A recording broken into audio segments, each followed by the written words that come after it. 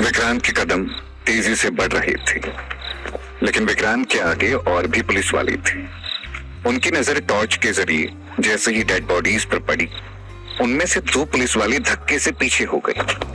बदबू के कारण विक्रांत ने अपने मुंह पर मास्क लगाया और थोड़ा आगे आया तो उसके भी होश उड़ गए।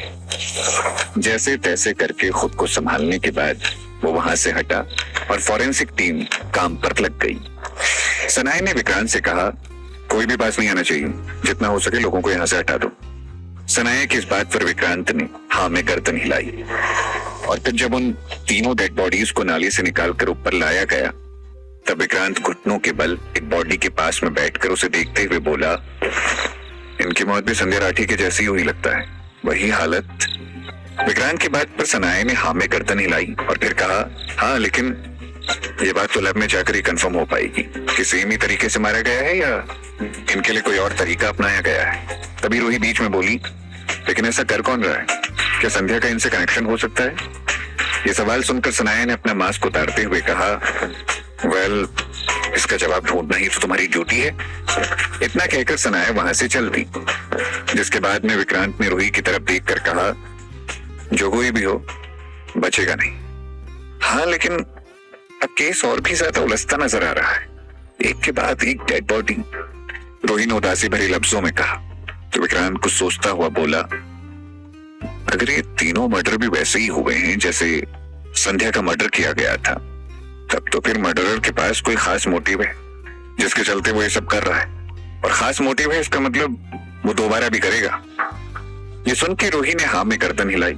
रूही की आंखों के आगे उन तीनों डेड बॉडीज को 3 एम्बुलेंस में डाला गया और एम्बुलेंस वहां से निकल गई।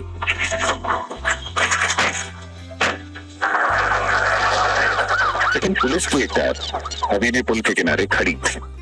फिर विक्रांत ने कार में बैठते हुए कहा, लगता है आज की रात कल से भी बड़ी होने वाली है। एक तरफ उन तीनों डेड बॉडीज को फॉरेंसिक लैब भेज दिया गया और पुलिस की कारें वापस स्टेशन की तरफ निकल पड़ी।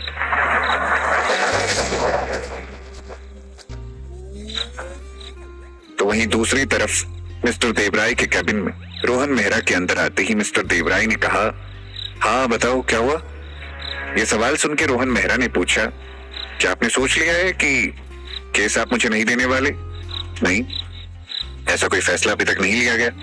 तुम्हें ऐसा क्यों लग रहा है? मिस्टर देवराय ने दुविधा में पड़ते हुए पूछा, जिसके जवाब में रोहन मेहरा ने कहा, आपने भी विक्रांत को वहां भेजा है, मुझे नहीं। अगर यही करना था तो आप मुझे बुलाते ही नहीं। देख मेहरा, मेरा मूड पहले ही खराब है, तो ये जो तेरे तेवर है उसे कम कर और मेरे सामने तो बिल्कुल मत दिखा। भूल मत मैं सीनियर हो तेरा। मिस्टर देवराय ने धमकी भरे शब्दों में मेहरा को वार्निंग देते हुए कहा, जिसे सुनकर रोहन मेहरा ने माफी मांगते हुए कहा, सॉरी सर, अब जा सकते, जब जरूरत होगी बुला लूंगा। मिस्टर देवराय ने बाहर जाने का इशारा करते हुए कहा। तो फिर जैसे ही रोहन मेहरा ने दरवाजा खोला, सामने से विक्रांत और रूही आई। रोहन मेहरा की आंखों में आंखें डाले विक्रांत अंदर आया और रोहन मेहरा बाहर गया। विक्रांत को अपने सामने देखकर मिस्टर देवराय ने पूछा, क्या आप देख रहे हैं? यह सवाल सुन के विक्रांत ने जवाब दिया, जहां तक मैंने देखा उसके मुताबिक जो 3 डेड बॉडीज मिली हैं, उनका भी उसी तरह मर्डर हुआ है जिस तरह संध्या राठी को मारा गया था। यह सुन के मिस्टर देवराय ने रूही और विक्रांत को बैठने का इशारा किया और बोले, अगर ऐसा है तो मर्डरर किसी बड़े मिशन पर है और वो फिर से किसी को मारने वाला है, राइट?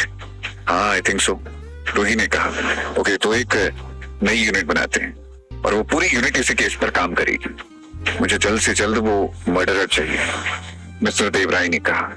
जिसे सुन के विक्रांत और रूही ने एक दूसरे की तरफ देखा और फिर कुछ कहते इतने में मिस्टर देवराय ने कहा, सुबह 9 बजे तक मुझे एक फाइल चाहिए जिस पर यूनिट का नाम और उसके मेंबर्स की डिटेल्स होनी चाहिए, और हाल फिलहाल इस न्यू वाली यूनिट को लीड तुम करोगे। लेकिन याद रहे, तुम इन केसेस में पर्सनल इंटरफेयर नहीं करोगे, एक प्रोफेशनल वे में काम होना चाहिए।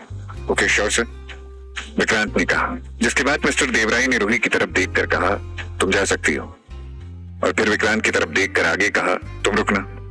फिर जब रूही उठकर बाहर चल दी तो मिस्टर देवराय ने सिगार सुलगाई और फिर अपनी चेयर से उठकर बालकनी की तरफ कदम बढ़ाए। विक्रांत भी खड़ा हुआ, लेकिन तभी मिस्टर देवराय ने कहा, बैठो बैठो। उसके बाद मिस्टर देवराय सिगार का एक कश लेकर बोले, ये केस काफी अजीब है। जिससे कि मैं उलझन में पड़ गया। इस केस पर तुम्हें अपॉइंट करना, न्यू यूनिट का तुम्हें लीड बनाने का मेरा फैसला सही है या नहीं, इसका मुझे भी कोई आइडिया नहीं। एज अ कॉप सोचूं तो भी मुझे जवाब नहीं मिलता, लेकिन जब एक पिता की तरह सोचता हूं तब मुझे जवाब मिलता है कि मेरा बेटा मेरे लिए गए फैसलों पर मुझे कभी अफसोस नहीं करने देगा। मिस्टर देवराय ने विक्रांत के सामने बहुत बड़ी बात बोल दी थी।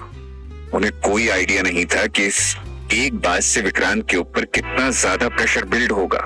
अब तक जिस केस को विक्रांत एक पुलिस वाले की तरह हैंडल कर रहा था, अब उसी केस को विक्रांत को ऐसे हैंडल करना है ताकि उसके डैड का नाम भी खराब ना हो। विक्रांत थोड़ा जज्बा दिखाते हुए बोला, आप बेफिक्र रहें, मैं कभी ऐसा कुछ नहीं करूंगा जिससे आपको डिपार्टमेंट के सामने शर्मिंदगी महसूस हो। विक्रांत की इस बात पर मिस्टर देवराय ने कहा, मुझे तुम पर भरोसा है, लेकिन इस केस की हालत को देखूं तो थोड़ा डगमगा सा जाता हूं, इसीलिए उलझन में हूं, क्योंकि इस केस का अंत तो मुझे कुछ ठीक दिखाई नहीं दे रहा। लेकिन तुम्हारी जगह किसी और को अपॉइंट करूंगा तो फिर तुम्हारी नजरें डिपार्टमेंट के आगे झुक जाएंगी, जो कि मैं नहीं कर सकता। इसे तुम ऐसा समझ सकते हो कि शायद मैं इस बार पर्सनल हो रहा हूँ, खुदगर्ज हो रहा हूँ। हाँ, मुझे याद है, आपने मेरी ज्वाइनिंग के दिन कहा था कि पुलिस स्टेशन में भूल जाना कि मैं तुम्हारा डैड हूं, और मुझे वो बात आज भी याद है। लेकिन आप बेफिक्र रहें, विक्रांत ने कहा, जिसे सुनकर मिस्टर देवराय ने उदासी भरी आवाज में कहा, तुम्हारी माँ अगर आज होती तो हम दोनों को एक साथ काम करते देख बड़ी खुश होती। पता है, वो मुझसे हर रोज कहती थी कि तुम क्या कर दिखा रहे हो अपनी इस यूनिफॉर्म का। एक दिन मैं अपने बेटे की पुलिस यूनिफॉर्म पहनकर घर में इधर उधर घूमूंगी। तब मैं मुस्कुरा देता था।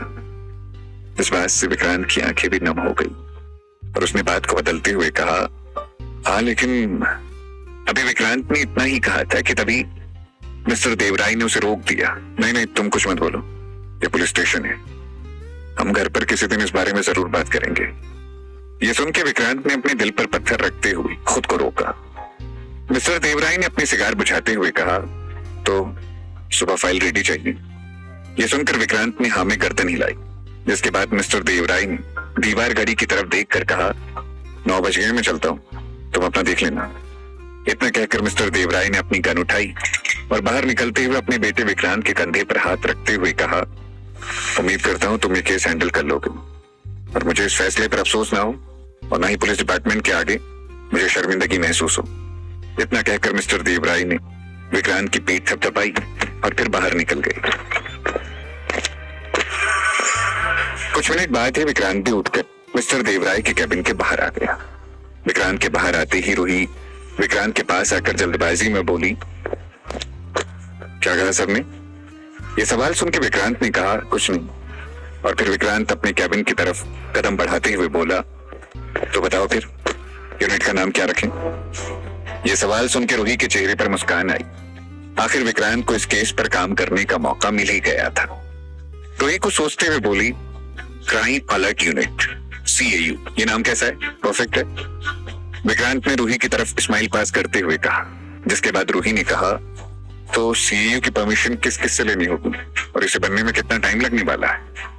ये सब तो सर जाने, हमें सुबह तक अपने टीममेट्स का नाम और इस केस से जुड़ी इंफॉर्मेशन ऐड करके एक फाइल बनानी है, जो सुबह 9 बजे उन्हें अपनी टेबल पर चाहिए। अब बाकी के प्रोसेस वो खुद ही कर लेंगे, हम केस पर ध्यान देते हैं। विक्रांत ने कैबिन का गेट रूही के लिए खोलते हुए कहा, जिसके बाद रूही और विक्रांत दोनों अंदर आए। विक्रांत के बैठते ही रूही ने विक्रांत की तरफ हाथ बढ़ाते हुए कहा, बाय द वे कांग्रेट्स। ये सुनकर विक्रांत ने पूछा, किस लिए? तो रूही ने जवाब देते हुए कहा, फाइनली तुम्हें इस केस पर पूरी तरह अपॉइंट कर दिया गया है। ये सुनकर विक्रांत ने गहरी सांस ली और फिर बोला, ओह थैंक्स।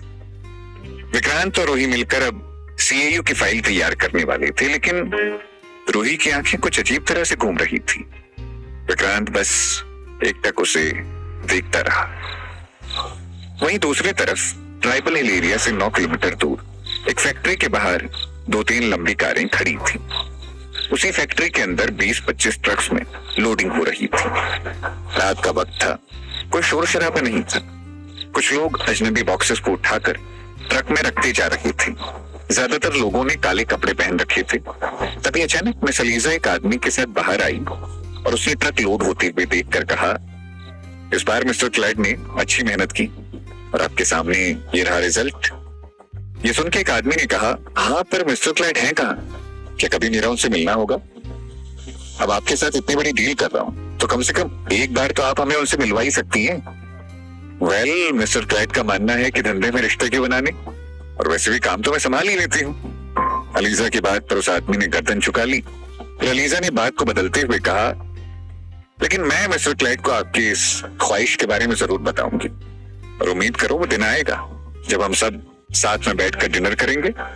हाँ वाकई में मुझे उस दिन का इंतजार है, उस आदमी ने कहा, जिसे सुनकर फिर मिस अलीजा ने कहा, अब आपको इन सभी लोडेड ट्रक को नेपाल बॉर्डर तक लेकर जाना है, आगे मेरे आदमी सबको संभाल लेंगे। ये सुन के उस आदमी ने शान से कहा, आप बेफिक्र रहें, मैं इन सभी के आगे आगे चलूंगा, नेपाल बॉर्डर तक डिलीवरी की गारंटी मेरी। ये सुन के मिस अलीजा ने हाँ में गर्दन हिलाई और फिर एक पैसों से भरा सूटकेस उस आदमी को थमाते हुए कहा, तो लीजिए फिर आपका इनाम। सूटकेस लेकर उस आदमी ने ओपन किया तो उसमें काफी पैसे थे। अंदाज से देखा जाए तो 2-3 करोड़ से ज्यादा ही कैश होगा। उस आदमी ने अपने खास आदमी को वो सूटकेस पकड़ाया। तभी एक कार से मिस्टर क्लाइड बाहर आए। क्लाइड ने सर पर हैट लगा रखी थी।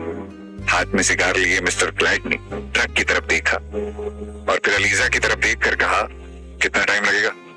2 बजे लैंडिंग का टाइम है, लेकिन डील हो गई है तो हम चल सकते हैं। मिस अलीजा ने कहा। उसके बगल में खड़ा अभी जो आदमी कह रहा था कि उसे मिस्टर क्लाइड से मिलना है, उस बेचारे को मालूम ही नहीं चला कि मिस्टर क्लाइड तो उसी के पीछे खड़े हैं। मिस अलीजा जल्दबाजी में बोली, इस बार रूट अलग है और भी बहुत सी चीजें हैं जो मैं आपको बता नहीं सकती। सभी माल लोड हो चुका था। तभी तो झारखंड से नेपाल बॉर्डर तक की डिलीवरी के 2 करोड़ रुपए मिस्टर क्लाइड दे रहे थे। अब इसी से अंदाजा लगाया जा सकता था कि इन अनजान बॉक्स के अंदर जो माल है वो कितना एक्सपेंसिव होगा। तभी मिस्टर क्लाइड के साथ अलीजा अंदर आ गई। ये जो फैक्ट्री है इसका नाम है क्लाइड ग्रुप, लेकिन इसका रिकॉर्ड है कि इस फैक्ट्री ने आज तक बाहर से कभी माल नहीं उठाया। जैसे फैक्ट्री मिस्टर क्लाइड ने बनाई है तो बस अपने माल को डिलीवर करने के लिए। फिर अलीजा ने मिस्टर क्लाइड से कहा, डीलर बोल रहा था कि उसे आपसे मिलना है।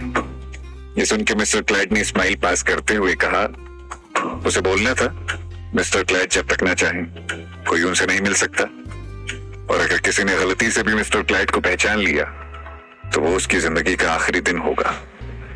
अलीजा भी क्लाइड की बात पर थोड़ा डर गई, लेकिन उसके मन में एक बहुत इंपॉर्टेंट बात घूम रही थी।